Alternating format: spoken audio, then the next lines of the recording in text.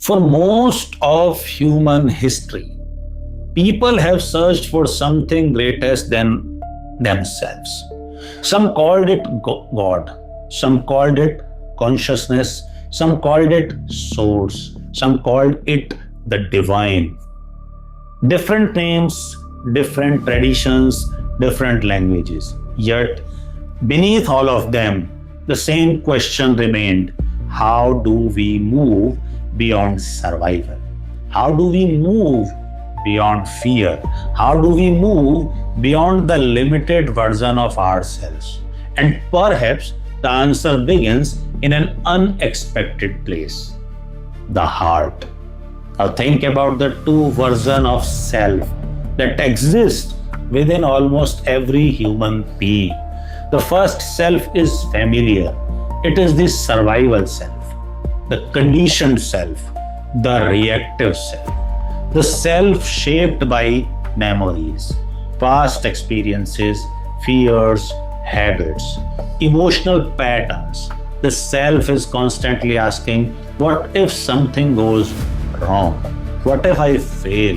What if I lose? What if I am not enough? Now, this self is not bad. It evolved to protect us.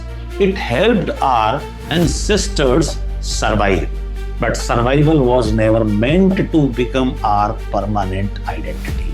Because within every human being, there is another possibility: a greater self, a wiser self, a more coherent self, a self that is not driven by fear, but guided by awareness, not driven by lack, but guided by wholeness, not driven by protection, but guided by creation.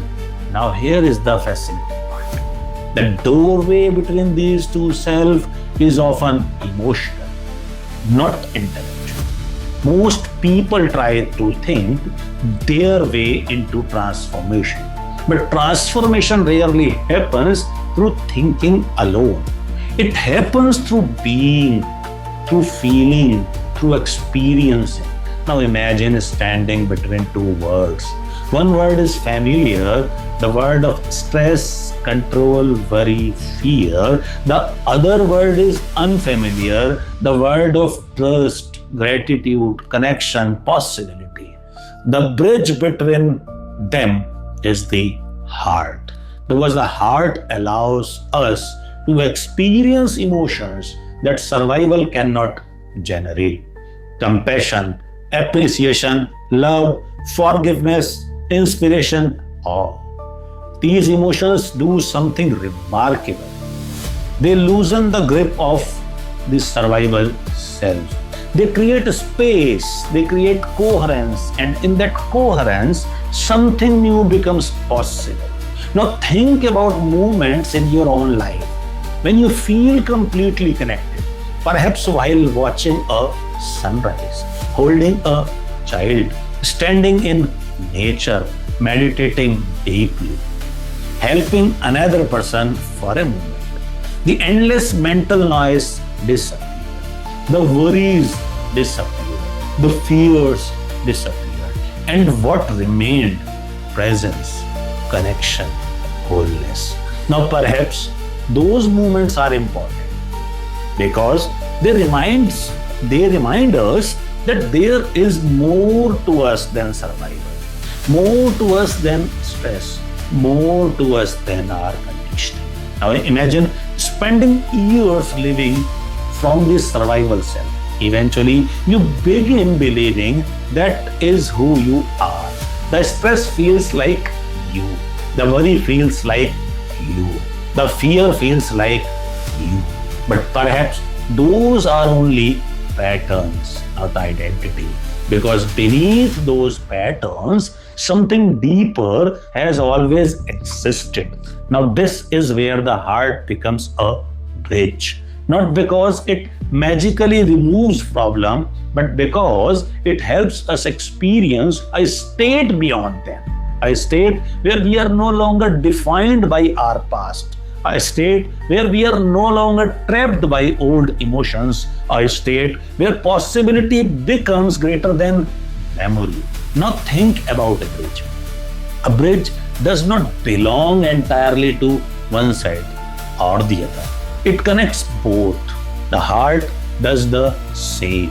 It connects the human self with the greater self, the conditioned self with the conscious self, the survival self with the creative self. Now, perhaps this is why elevated emotions feel so powerful, because they are not merely emotions, they are experiences of connection. Experiences that remind us we are larger than our fears, larger than our limitations, larger than our conditioning. Now imagine practicing those states every single day, not waiting for life to create them, generating them intentionally again and again and again. What happens? The bridge becomes stronger. The connection becomes stronger. The old identity becomes weaker. And a new identity begins emerging. An identity built not on survival, but on awareness. Not on fear, but on possibility. Not on separation, but on connection. Now, perhaps becoming more conscious is not about becoming someone new. Perhaps it is about remembering who we were before survival became our identity. Because beneath the stress, beneath the stories, beneath the conditioning, there has always been a deeper self waiting patiently. And the heart may be the doorway back to it. A bridge between who you have been and who you are capable of becoming. A bridge between the human self and the divine potential already living within you.